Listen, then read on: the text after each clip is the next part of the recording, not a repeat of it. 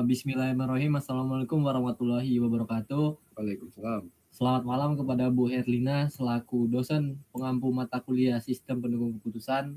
Di sini kelompok kami akan mempresentasikan tentang penerapan metode Fuzzy pada sistem rekomendasi makanan burung dengan nutrisi terbaik.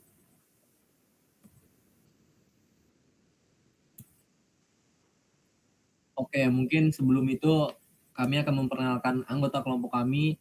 Yang pertama ada saya Abi Wijaya Kusuma Dekalihan dengan NIM 124240189. Dan saya Muhammad Zikri Rawasyan Hermawan dengan NIM 124240034.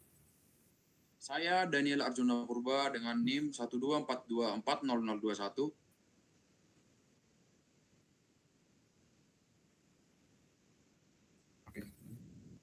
Oke, mungkin setelah perkenalan kita akan lanjut ke slide selanjutnya yaitu daftar isi. Di sini ada 7 poin penting di daftar isi. Yang pertama itu tujuan, yang kedua manfaat, yang ketiga deskripsi program, yang keempat itu Fuzzy dan himpunan, yang kelima aturan atau rules, yang keenam contoh perhitungan, dan terakhir itu listing programnya. Next. Oke, mungkin lanjut ke tujuan. Di sini akan dijelaskan oleh rekan saya. Baik, di bagian tujuan, sistem penerapan Fuzzy dalam memilih pakan burung memiliki tujuan yang pertama, mengembangkan sistem rekomendasi makanan burung berbasis logika Fuzzy. Yang kedua, menentukan tingkat rekomendasi makanan burung berdasarkan kandungan nutrisi, yaitu protein dan lemak. Yang ketiga, memberikan rekomendasi dalam 3 kategori, buruk, baik, dan sangat baik, dengan mempertimbangkan aturan Fuzzy yang telah ditetapkan. Yang keempat atau yang terakhir, membantu pemilik burung memilih makanan yang sesuai dengan kebutuhan nutrisi burung mereka. Baik, selanjutnya ada manfaat. Proyek ini diharapkan memberikan manfaat sebagai berikut. Di manfaat bagi pemilik burung yaitu membantu mereka memilih makanan yang sesuai dengan kebutuhan burung tanpa harus menganalisis data nutrisi secara manual. Manfaat bagi industri makanan hewan yaitu memberikan panduan dalam merancang produk makanan burung dengan kandungan nutrisi yang memenuhi standar kesehatan. Manfaat bagi peneliti yaitu menyediakan studi kasus implementasi sistem Fuzzy dalam kehidupan sehari-hari. Manfaat efisiensi keputusan yaitu meningkatkan efisiensi dalam pengambilan keputusan, terutama dalam menangani data nutrisi yang tidak memiliki batasan jenis.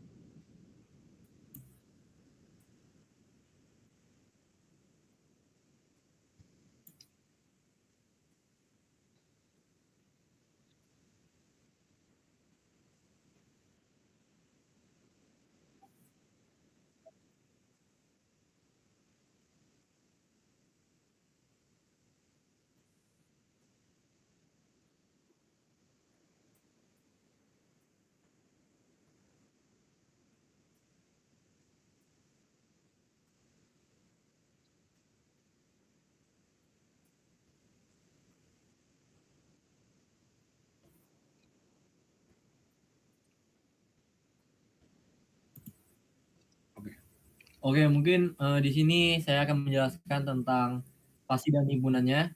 Yang pertama itu ada kandungan protein. Di kandungan protein itu ada range-nya. Kalau 5 sampai 15 itu masuknya di buruk, sementara 10 sampai 30 itu masuk di baik, dan 25 sampai 35 itu di sangat baik.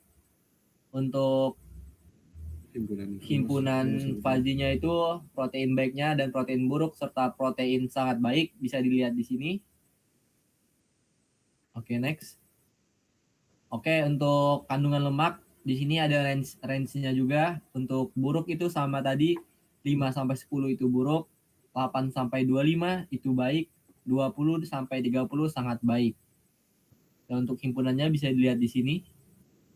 Mulai dari baik, buruk, dan sangat baik. Next. Yes.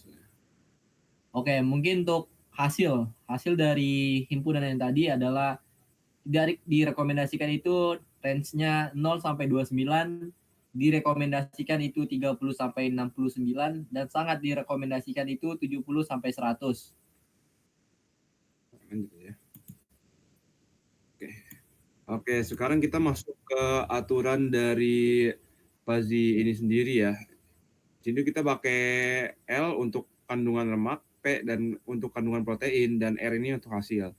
Nah, ini rules-nya ini jika kandungan lemaknya ini cukup dan kandungan proteinnya ini juga cukup, lalu berarti ini R ini atau hasilnya ini sama dengan cukup.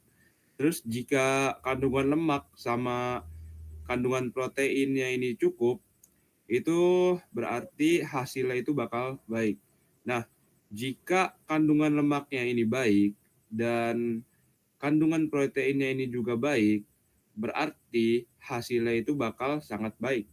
Yang terakhir itu jika kandungan lemaknya itu cukup dan kandungan proteinnya itu baik, berarti hasilnya itu bakal baik. Nah, di sini nih ada contoh perhitungannya ya. Ini tuh kita menggunakan kasus di mana suatu makanan burung itu memiliki kandungan lemak sebesar 12% dan juga kandungan proteinnya itu 22%. Nah, pertama-tama nih yang harus kita lakuin itu hitung derajat keanggotaan untuk tiap-tiap kriteria yang ada. Nah, yang pertama itu kita bakal ngitung proteinnya dulu ya, sebesar 22% ini. Nah, protein burung itu kan range dari 5 sampai 15. Sini kan kandungan protein kita bisa lihat ini adalah sekitar 22% ya. Berarti 22 itu kan lebih dari 15 ya. Nah, ini hasilnya mu sama dengan 0. Nah, selanjutnya ini ada protein. Kita bakal ngitung untuk protein baiknya. Berarti ini naik dari 10 ke 20 ya. Ini kita masukin aja rumusnya, terus 22 dikurang 20, terus dibagi 30 dikurang 20, sama dengan 8/10, sama dengan 0,8. Berarti nilai keanggotaan untuk protein ini sama dengan 0,8 yang masuk ke dalam himpunan baik. Nah, selanjutnya ini ada kurang lebih sama ya seperti tadi ya. Cuma ini kita bakal menghitung lemak yang sebesar 12% ini. Kurang lebih sama seperti tadi, langsung aja kita masuk ke kesimpulannya. Hasilnya ini 0,57 ya, dan itu masuk ke himpunan baik. Nah, ini ada contoh perhitungannya juga nih. Yang kedua ini yang harus kita lakuin adalah menerapin rules yang sudah kita sebutkan tadi ya. Yang pertama itu jika protein baik dan lemak baik itu berarti rekomendasinya baik. Jika protein sangat baik dan lemak sangat baik itu rekomendasinya bakal sangat baik juga. Jika protein buruk atau lemak buruk berarti rekomendasinya juga bakal buruk. Dengan nilai yang udah kita temuin di hitungan tadi, di mana protein baik sama dengan 0,8 dan lemak baik juga sama dengan 0,57, berarti rule 1 itu protein baik dan lemak baik. Untuk A1 sama dengan min 0,8 dan 0,57 sama dengan 0,57 ya. Oh, ini ya, ganggu nih. Terus juga rule kedua ini protein sangat baik dan lemak sangat baik itu juga hasilnya 0. Terus juga protein buruk dan lemak buruk itu hasilnya juga bakal 0. Nah, yang terakhir itu ya bakal kita lakuin di proses fuzzy ini yaitu defazifikasi. Itu kita pakai metode centroid ya di sini ya. Kita bakal ngedefinisiin dulu nilai outputnya. Kalau di sistem yang kita gunakan ini, kalau misalnya nilainya itu 30, berarti outputnya itu buruk. Kalau nilai 60 atau lebih dari 60 itu nilainya bakal baik. Nah, kalau misalnya nilainya itu udah nyentuh angka 90 itu bakal ngeluarin sangat baik. Nah, berarti di sini itu kita masukin dulu 0,57 dikali 60 ditambah 0 kali 90 ditambah 0 dikali 30 terus dibagi sama hasil dari yang lemak tadi yaitu 0,57. Nah, itu hasilnya 34,2 dibagi 0,57. Berarti itu hasilnya 60. Nah, berarti 60 itu maksudnya di outputnya itu berarti baik ya. Berarti rekomendasinya itu baik. Oke. Selanjutnya ini ada ini nih. Ada program fuzzy yang kita buat. Ini tuh yang pertama tuh kayak kita pakai C++ lah, kita harus import library-nya dulu. Terus kita pakai matplotlib-nya juga, terus kita ngimport juga itu figur canvas-nya. Oke, selanjutnya terus ada sini ada ini fungsi fuzzy. Dimana jika definisinya turun itu bakal return 1, else if-nya itu bakal return ke 0 juga ya. Ini kurang lebih sama juga, cuma ini yang naik. Nah ini juga nih, ini ada rumus untuk proteinnya. Jika proteinnya buruk, ini berarti bakal turun.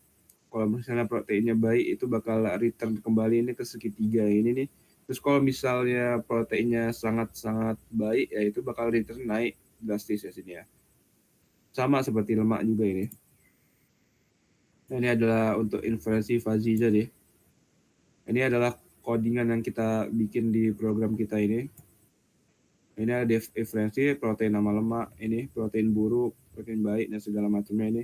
Ini juga rules, ini masuknya ke sini nih. Kalau misalnya yang kurang dari 30 atau 30 ke atas, itu bakal sistem itu bakal ngucapin kalau misalnya produk makanan burung ini tidak direkomendasikan ya. Nah ini tuh ada outputnya juga sini nih. Nah ini untuk kode buat kita input hitung sama grafiknya nanti untuk munculin grafiknya. Nah sini untuk tombol hitung ya. Itu cuma bagian itu aja sih, tampilan buat tombolnya aja. Makanya kodenya ini nggak terlalu banyak. Soalnya ini untuk tampilan UI-nya, jadi kan Python kan bisa munculin UI yang cukup bagus ya. Ini makanya kita masukin ke sini itunya kode buat nampilin UI-nya. Oke, nah ini kurang lebih tampilan programnya itu seperti ini ya.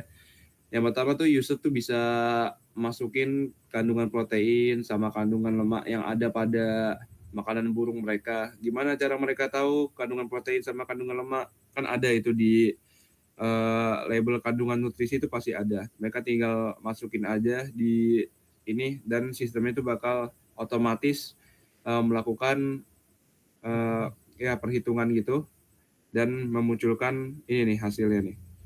Jadi itu kita nyoba dikit lah kandungan di mana kandungan proteinnya itu 10% dan kandungan lemaknya itu 24%. Nah, sistemnya itu memunculkan hasil yaitu tidak merekomendasikan produk makanan burung ini. Oke, masuk ke studi kasus. Siapa nih, Han? Silakan studi kasusnya, Han. Oke, mungkin di studi kasus ini Niko memiliki burung bernama Sidavi yang terlihat kurang well. Ia memeriksa kandungan makanan Sidavi ini yaitu dengan 50% protein dan 50% lemak dan menggunakan program rekomendasi. Setelah dihitung, makanan ini apakah direkomendasikan? Mari kita lihat.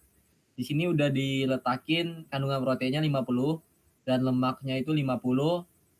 Setelah diletakkan di situ, maka kita tinggal menghitung di program ini dan hasilnya skornya itu 90 yang artinya sangat direkomendasikan. Oke. Mungkin sekarang yang akan kita lakukan ialah kita bakal mendemokan langsung aja ya program yang udah kita bikin. Ya, kita keluar dulu dari Canva ini ya sebentar.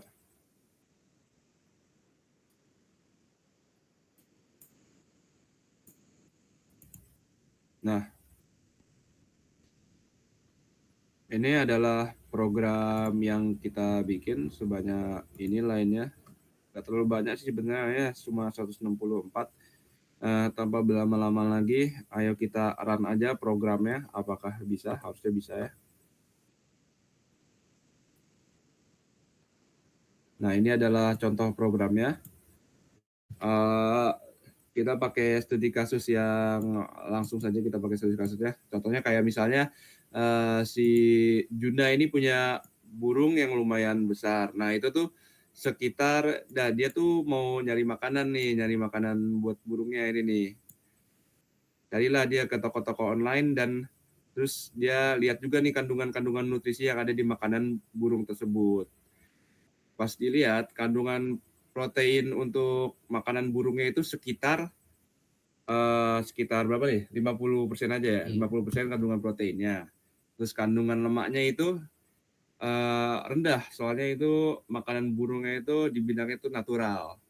Pakai bahan-bahan natural, bukan bahan-bahan olahan pabrik lah gitu lah. Makanya kandungan lemaknya itu rendah, sekitar 30 ya, 30% kandungan lemaknya. Nah, apakah sistem ini merekomendasikan makanan pilihannya Mas Juna? Kita lihat di sini. Oke, ini hasilnya itu sangat direkomendasikan ya tadi ya. Lumayan tinggi sekitar 90. ya 90 tadi itu. Berarti itu tuh lumayan direkomendasikan ya, itu bisa menjadi pilihan ya untuk Mas Juna nanti makanan burungnya.